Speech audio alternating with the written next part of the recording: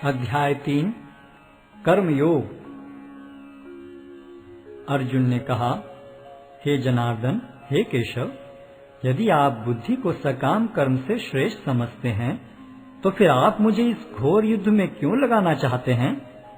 आपके व्यामिश्रित उपदेशों से मेरी बुद्धि मोहित हो रही है, अतः कृपा करके निश्चय पूर्वक मुझे बताएं कि इनमें से मेरे लिए सर्वाधिक श्रेयस्कर क्या होगा। श्री भगवान ने कहा, हे निष्पाप अर्जुन, मैं पहले ही बता चुका हूं कि आत्म साक्षात्कार का प्रयत्न करने वाले दो प्रकार के पुरुष होते हैं। कुछ इसे ज्ञान योग द्वारा समझने का प्रयत्न करते हैं तो कुछ भक्तिमय सेवा के द्वारा। न तो कर्म से विमुख होकर कोई कर्मफल से छुटकारा पा सकता है और न केवल संन्यास से सिद्धि प्राप्त की जा सकती है। प्रत्येक व्यक्ति को प्रकृति से अर्जित गुणों के अनुसार विवश होकर कर्म करना पड़ता है, अतः कोई भी एक क्षण भर के लिए भी बिना कर्म किए नहीं रह सकता। जो कर्मेंद्रियों को वश में तो करता है, किंतु जिसका मन इंद्रिय विषयों का चिंतन करता रहता है, वह निश्चित रूप से स्वयं को धोखा देता है और मिथ्याचारी कहलाता है। दूसरी ओर, यदि कोई निष्ठावान व्यक्ति अपने मन के द्वारा कर्मेंद्रियों को वश में करने का प्रयत्न करता है और बिना किसी आसक्ति के कर्मयोग प्रारंभ करता है, तो वह अति उत्कृष्ट है। अपना नियत कर्म करो, क्योंकि कर्म न करने की अपेक्षा कर्म करना श्रेष्ठ है। कर्म के बिना तो शरीर निर्वाह भी नहीं हो सकता। श्री विष्णु के लिए यज्ञ रूप में कर्म करना चाहिए, अन्यथा कर्म के द्वारा इस भौतिक जगत में बंधन उत्पन्न होता है। अतः हे कुंती पुत्र, उनकी प्रसन्नता के लिए अपने नियत कर्म करो, इस तरह तुम बंधन से सदा मुक्त रहोगे। सृष्टि के प्रारंभ में समस्त प्राणियों के स्वामी ने विष्णु के लिए यज्ञ सहित मनुष्यों तथा देवताओं की संततियों को रचा और उनसे कहा, तुम इस यज्ञ से सुखी रहो, क्योंकि इसके करने से तुम्हें सुखपूर्वक रहने तथा मुक्ति प्राप्त करने के लिए समस्त वांछित वस्तुएं प्राप्त हो सकेंगी। यज्ञों के द्वारा प्रसन्न होकर देवता तुम्हें भी प्रसन्न करेंगे और इस तरह मनुष्यों तथा देवताओं के मध्य सहयोग से सबों को संपन्नता प्राप्त होगी। जीवन की विभिन्न आवश्यकताओं की पूर्ति करने वाले विभिन्न देवता यज्ञ संपन्न होने पर प्रसन्न होकर तुम्हारी सारी आवश्यकताओं की पूर्ति करेंगे, किंतु जो इन उपहारों को देवताओं को अर्पित किए बिना भोगता है, वह निश्चित रूप से चोर है। भगवान के भक्त सभी प्रकार के पापों से मुक्त हो जाते हैं, क्योंकि वे यज्ञ में अर्पित किए भोजन प्रसाद को ही खाते हैं। अन्य लोग जो अपने इंद्रिय सुख के लिए भोजन बनाते हैं, वे निश्चित रूप से पाप खाते हैं। सारे प्राणी अन्न पर आश्रित हैं, जो वर्षा से उत्पन्न होता है। वर्षा यज्ञ संपन्न करने से होती है और यज्ञ नियत कर्मों से उत्पन्न होता है। वेदों में नियमित कर्मों का विधान है और ये वेद साक्षात श्री भगवान से प्रकट हुए हैं। फलतः सर्वव्यापी ब्रह्म यज्ञ कर्मों में सदा स्थित रहता है। हे प्रिय अर्जुन, जो मानव जीवन में इस प्रकार वेदों द्वारा स्थापित यज्ञ चक्र का पालन नहीं करता, वह निश्चय ही पाप में जीवन व्यतीत करता है। ऐसा व्यक्ति केवल इंद्रियों की तुष्टि के लिए व्यर्थ ही जीवित रहता है।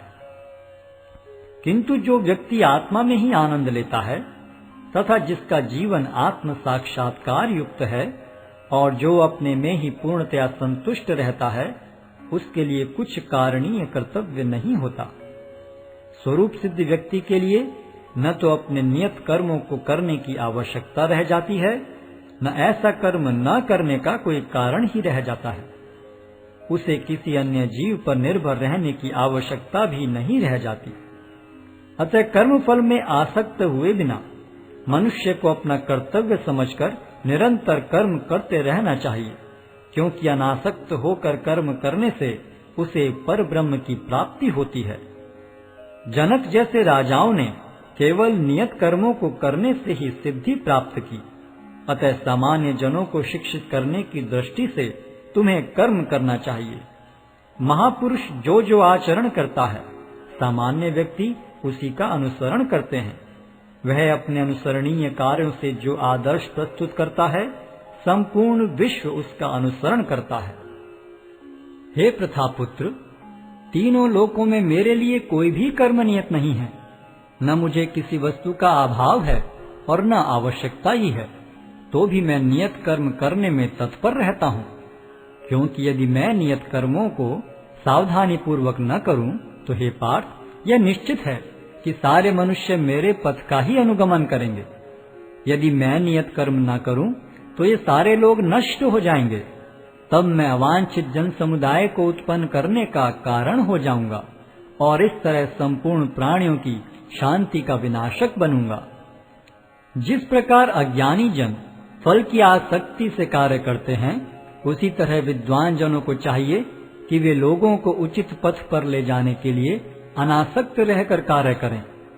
विद्वान व्यक्ति को चाहिए कि वह सकाम कर्मों में आसक्त अज्ञानी पुरुषों को कर्म करने से रोके नहीं, ताकि उनके मन विचलित न हो, अपितु भक्ति भाव से कर्म करते हुए वह उन्हें सभी प्रकार के कार्यों में लगाएं, जिससे कृष्ण भावनामृत का क्रमिक विकास हो।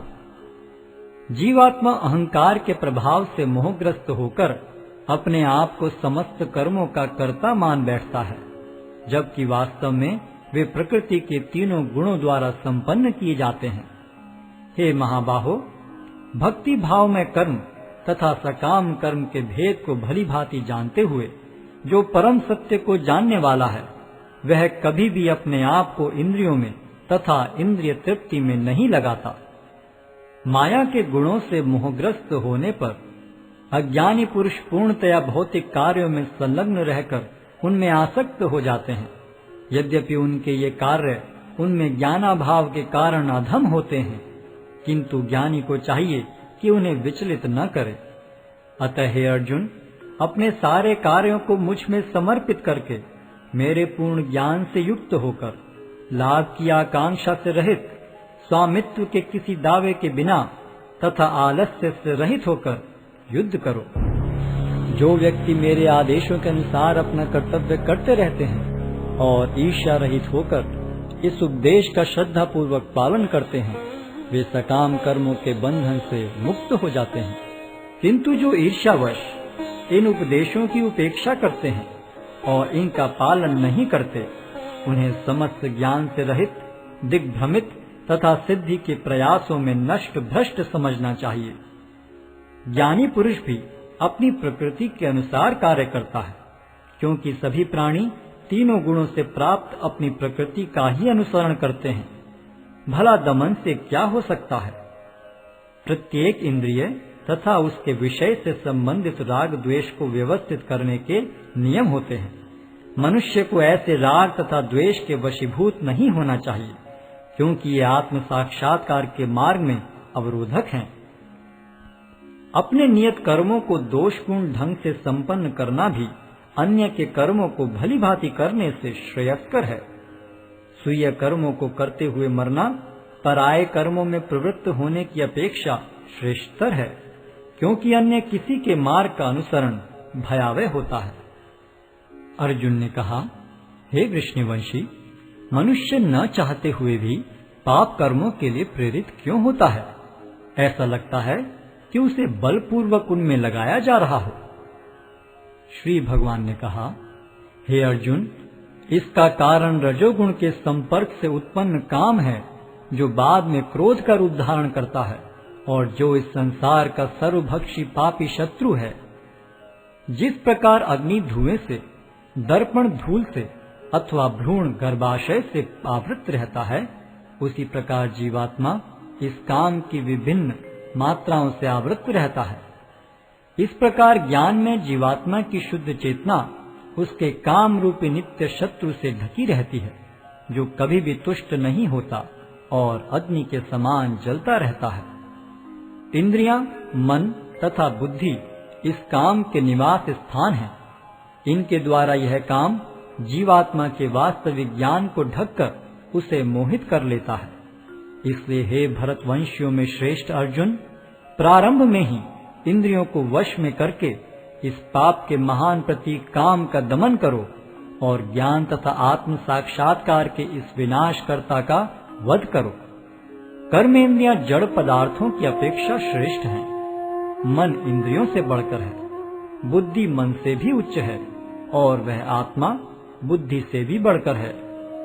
इस प्रकार हे महाबाहु अर्जुन, अपने आप को भौतिक इंद्रियों, मन तथा बुद्धि से परे जानकर और मन को सावधान आध्यात्मिक बुद्धि से स्थिर करके आध्यात्मिक शक्ति द्वारा इस काम रूपी दुर्जय शत्रु को जीतो।